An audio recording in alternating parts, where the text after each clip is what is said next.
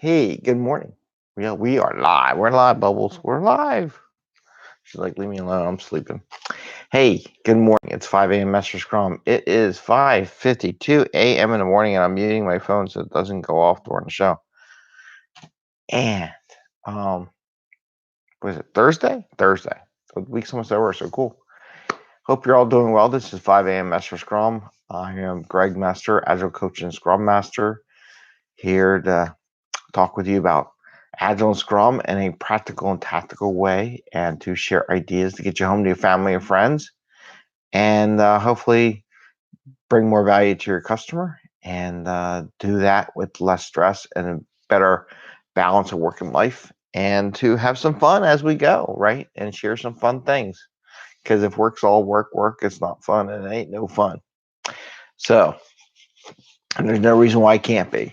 I mean, we work our tails off. So when having a little fun and what we do is okay. And sometimes people are grumpy about it, and they want no fun. Can't have any fun. We can't have fun. We get paid not to have fun. I'm like, I look at those people. I go, you're really serious. I mean, you're just kidding me, man. I mean, some people just because they have no fun don't want anybody else on the planet to have fun, and they're not fun people to be around. And pretty much a downer. Anyhow, spend way too much time in the office is why we try to help you get home. So with that, I got a couple topics to talk about. One went to the local Princeton lean coffee session. It was pretty cool. A lot of new people. A lot of people haven't done it in a while, so it was a good thing to be there. Got to meet a couple um, people that were on that watch a 5 a.m. Mester Scrum. It's great. So this time I actually got the selfie. So we got the selfie this time, and so that worked out pretty cool. It was a good night. There was lots of ideas, and we're going to talk about that as a second topic. The two topics we're going to talk about, I want to talk about controlling your future and where you're going. I had a conversation the other day with somebody, and we were just talking about career path, doing a little mentoring, doing a little thought process, a little planning on that, and it was a really good discussion. And I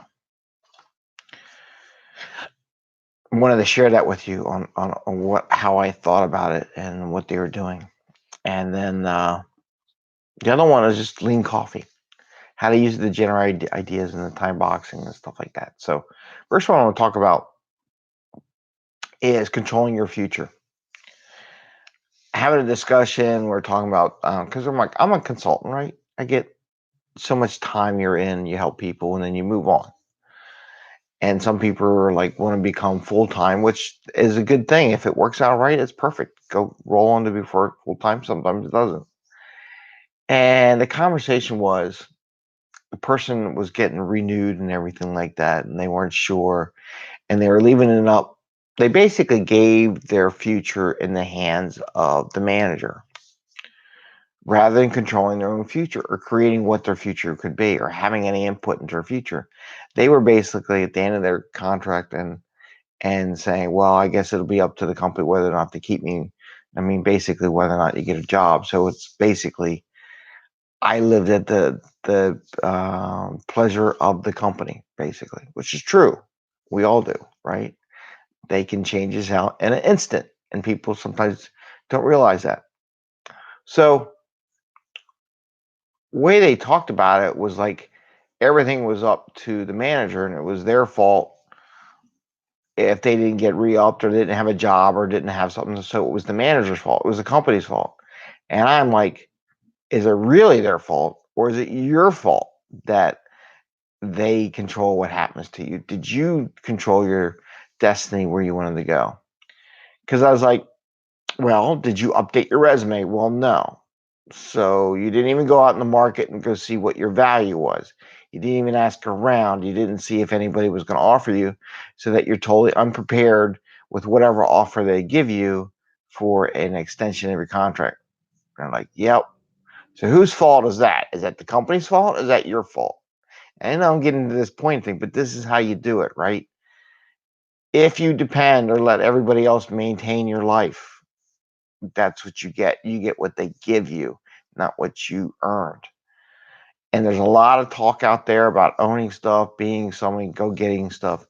There's some basic stuff out there that, that people can do. Maybe I'm going on maybe a little off topic, but there's a lot of job opportunities right now going out there because people got funding, they got new projects, they want new stuff going on, they need new Scrum Masters, they need Agile coaches, they need developers, so this is what's going on right now. There's some contracts that are year long that are expiring soon. What do you do next, right? And one of the thing was, and I'm just going to give it so they got extended. So they got extended for, let's say, 3 months. Okay. So the extension on their contract was for another 3 months. So I go, so what are you going to do for 3 months? Are you 3 months from now going to be in the same spot you are now? Or are you going to do something with it? Are you going to finish your resume? Are you going to, prepare so these are the kind of things I always kind of encourage, and we'll make this short so we can move on. One, figure out what your rate is, whether it be an hourly rate or a full-time rate. Do a little spreadsheet. I've done it in the past, share that with people. I probably still need to do that again. But you figure out your hourly rate, take into account vacation, holidays, can even take into account health benefits. How does that all calculate into your rate? So you should have a spreadsheet. Oh, and by the way, if you're a project manager and you don't do this, and you were to interview for me with a job and you didn't do this calculation, I would not hire you as a project manager, because one of the key jobs of project manager, understand budget, costs, rates, whether or not we make a profit, are we going to be ahead or below? So if you can't do this for your own personal budget and what your rate should be, you should not do this in real life. Just something I want to share with you. I am picky. So understand your rates, what you want, right? Get an idea, do a budget, right? If you don't have a budget, you should have a budget. And again, if you don't have a personal budget and you're going to be a project manager, program manager, I really don't want you to be in my company personally. Now, it's not you have to live by the budget, but you should know your budget. It's like a plan. A plan is as good as the day you do it. A budget is the same way. A budget is to give you an idea of your in and out of your money and everything, what's going in and out. So you should have a budget. So you figure out your rate, you should have a budget. This way you figure out, well, what kind of range of rates do I want? So when you go negotiation and maybe they offer full time, which may be nice, but what they pay you is less, you got to understand whether or not it works for you, whether it's comfortable, right? So that's something you got to think about. So you got your rate, your budget. Now the other thing is, what's the market telling you, right? Are you on LinkedIn? Are you out looking around? Did you put your resume out there? Did you update Monster, Dice, or something? Because once you update that, people are going to call you. Find out. It's okay to ask them, what rate are you going to pay? Or if you already did the other work, what rate you want? Maybe you want a 5% raise. Because how about this? How many extensions do not give you? They extend you at the same rate you were before. So you as a contractor don't get a raise at all, right? You actually lose money where other people get raises. So you got to think about this stuff, right? Oh yeah, we extend your contract. I'm the greedy company, right? I should have the money. I'm the greedy company. We extended your contract at the same rate. Aren't you so happy? Why would you be happy? You didn't get a raise. Everybody else is getting a bonus. You got no raise, right? And you probably figured out your rate based on last year. So your rate's a year old. So now you're working a year and a half without a bonus. Just saying, you know. Did you do value? Did you add stuff? They apparently wanted you because they wanted to extend your contract. Did you do a good job? Your last 3 to a year time in the extension, shouldn't you get a bonus? Shouldn't you get a higher rate? I don't know. Do you know what the market is paying you? Do you not know? So the conversation was, you blame the manager, you blame the contractor. I mean the contract. You blame the company for you not getting what you want. Were you prepared to ask for it? No. So whose fault is that really? Just because they extended your contract and paid you the same rate, is that their fault? They don't want to pay any more money. It's labor. They want to keep labor costs fixed, if not lower them. that is your fault. So this is my coaching thing.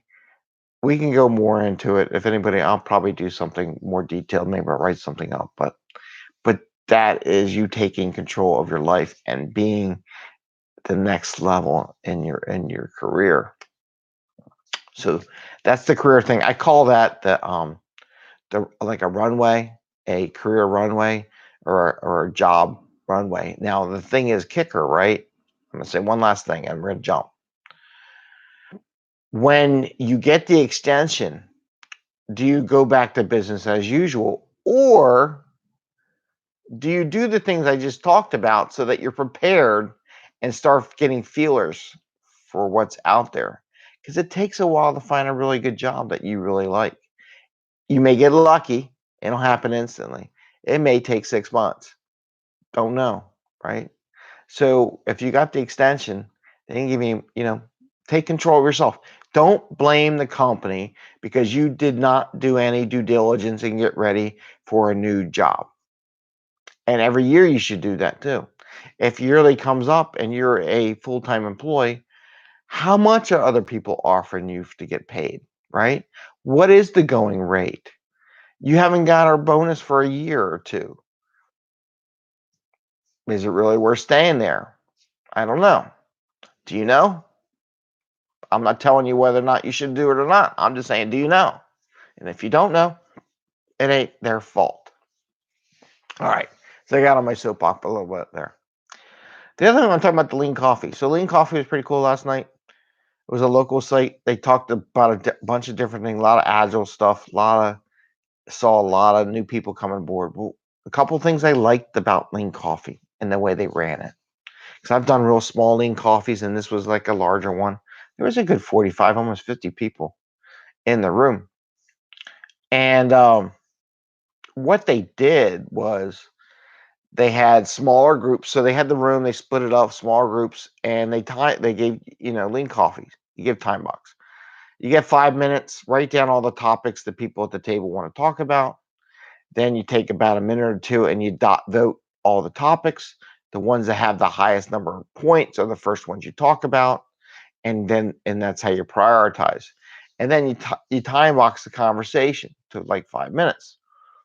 So in 5 minutes, the person who has it can start off the talk, and you can do up for keep going, and down for we don't want to talk about this anymore.